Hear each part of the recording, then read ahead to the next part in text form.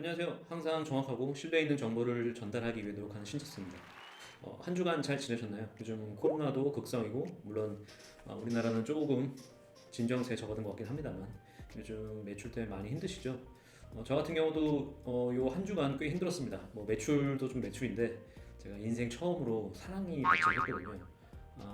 하기 전에도 꽤 무서웠는데 하고 나니까 이 뼈 쪽이 너무 아파서 밥도 잘 못 먹고 잠자는데도 좀 힘들었던 그런 경험을 하고 있습니다. 그래서 그런지 굉장히 좀 피폐한 삶을 살아서 원래 건강이 최고다라는 게 제 인생 모토긴 한데 요즘 다시 한번 건강이 최고라는 걸 느끼고 있고요. 원래 조금 부정확한 발음인데 사랑니 때문에 약간 더 부정확하게 들릴 수 있을 것 같습니다. 이 부분 영상 보시면 조금 양해 부탁드리겠습니다. 오늘의 주제는 쇼핑몰 후기와 구매율입니다. 잘 팔리는 그리고 좋은 제품은 후기가 당연히 많죠. 많이 팔리니까요. 그리고 후기가 있는 제품은 또 그만큼 더 잘 팔립니다. 이렇게 좋은 제품과 좋은 후기가 만나면 선순환이 일어나는데요.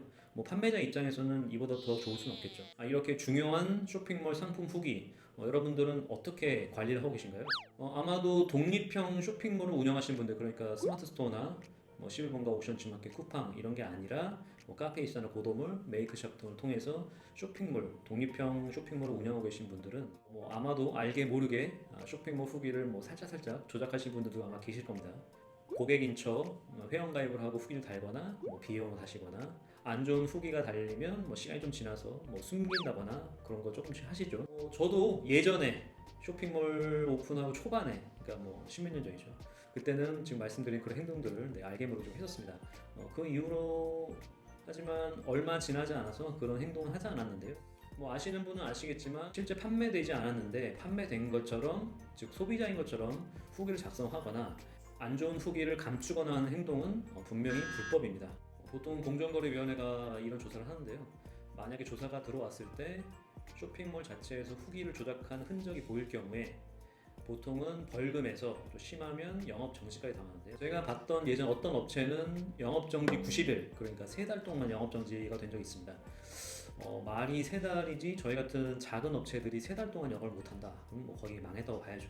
이렇게 쇼핑몰 후기를 조작하는 행동은 굉장히 위험한 행동입니다. 지금 안 걸리셨다고 해도 나중에 조사가 들어오면 다 걸릴 수 있으니까 혹시나 쇼핑몰 후기를 조작하고 계신 분이 있다면 지금이라도 중지하시기 바랍니다.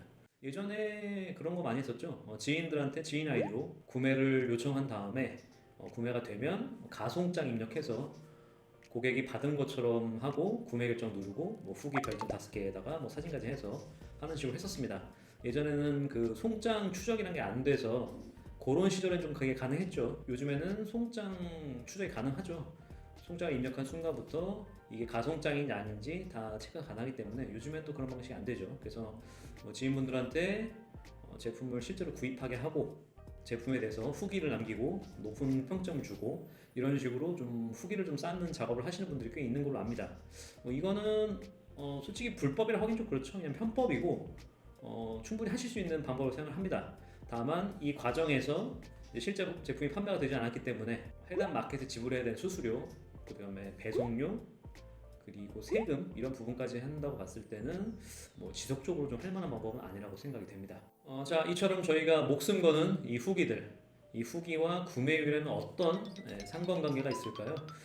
제가 자료를 좀 찾아보니까 해외에 좀 흥미로운 연구 결과가 있어서 그걸 소개해드리려고 합니다. 자, 후기가 많으면 무조건 매출이 높을까입니다. 미국 노스웨스턴 대학의 연구 결과라고 한 기사가 떴는데요. 제가 이 기사에 나온 내용을 좀 요약해서 설명드리겠습니다. 뭐 뉴스 많이 보시면 아시겠지만 뭐 미국의 어느 대학, 뭐 영국의 어느 대학 뭐 이런 데서 조사했다고 하면 뭐 신뢰도가 팍팍 올라가죠. 자, 일단 표 하나 보시죠.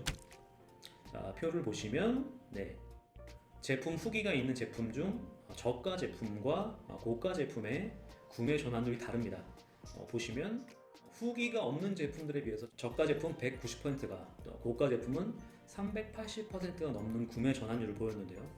후기가 없는 제품에 비해서 저가 제품은 190%가, 고가 제품은 380%가 구매 전환율을 더 이뤄냈다고 합니다.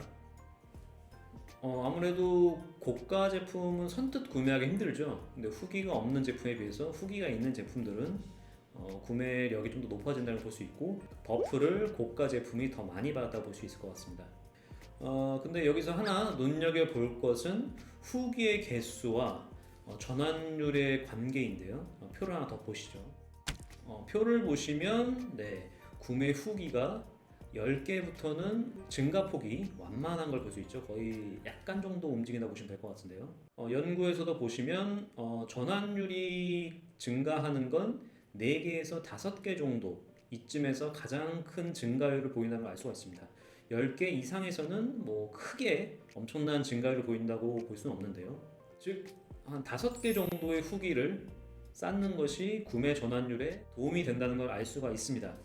물론 좋은 제품은 저희가 노력하지 않아도 알아서 팔리고 또 후기가 알아서 쌓이겠지만 특정 제품에 대해서 리뷰를 좀 쌓고 싶다고 하시면 리뷰 이벤트 같은 걸 통해서 후기를 좀 빨리 쌓는 것도 마케팅에 좀 도움이 될 것 같습니다. 자, 두 번째로 고객들은 꼭 높은 후기의 평점을 신뢰할까입니다.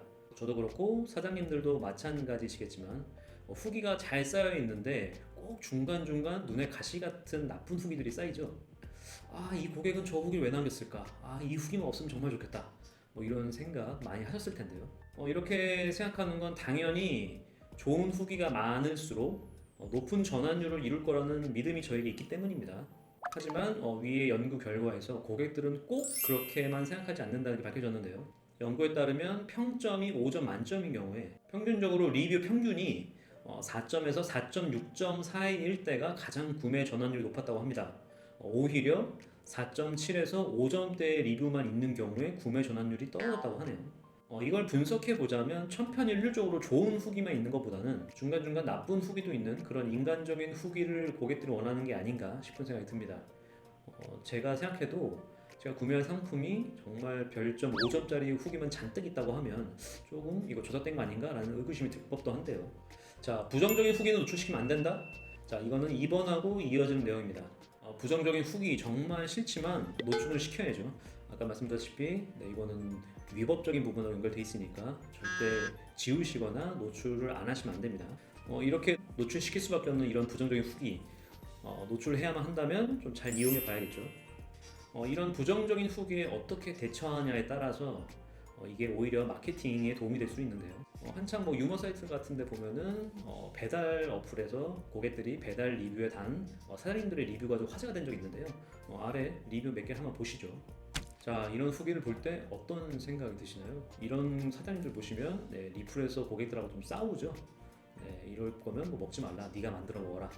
이런 식으로 고객들하고 좀 싸우는 걸 볼 수가 있습니다. 제가 개인적으로 이런 걸 보면 이런 사장님들은 장사를 하시면 안 되는데 하시면 안 되는 분들이 장사를 하시는구나 라는 생각이 좀 듭니다. 물론 내가 열심히 정말 피땀 흘려 만든 음식 누군가의 정성스럽게 보냈는데 안 좋은 후기가 달리면 얼마나 기분이 안 좋고 내 상심이 크겠습니까?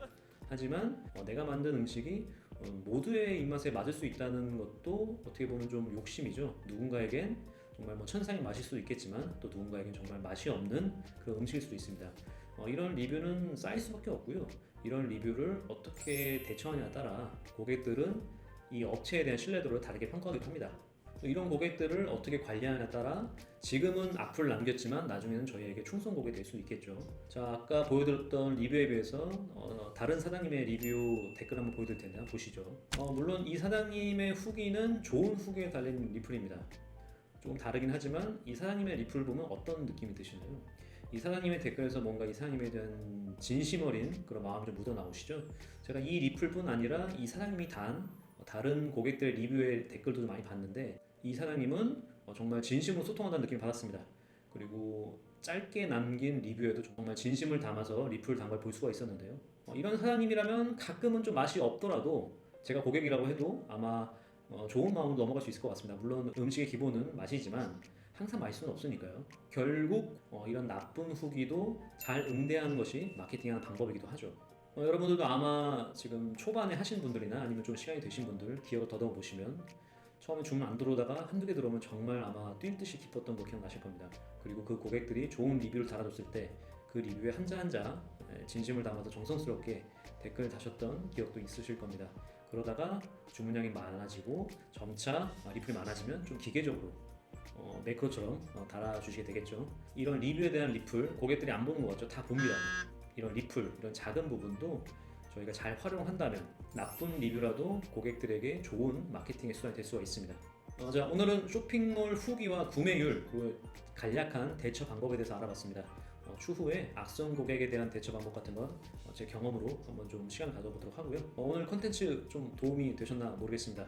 코로나 때문에 저도 그렇고 영상 보시는 많은 분들 많이 힘드실 텐데 좀 기운 내시고요. 다음 영상에 좀 더 유익한 컨텐츠로 찾아뵙도록 하겠습니다. 정확하고 신뢰 있는 정보를 전달해 드리고자 노력하는 16년차 비즈 전문가 신자수였습니다. 감사합니다.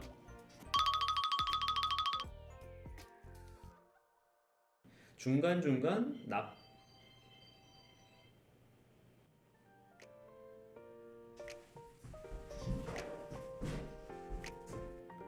중간중간 나쁜 후기도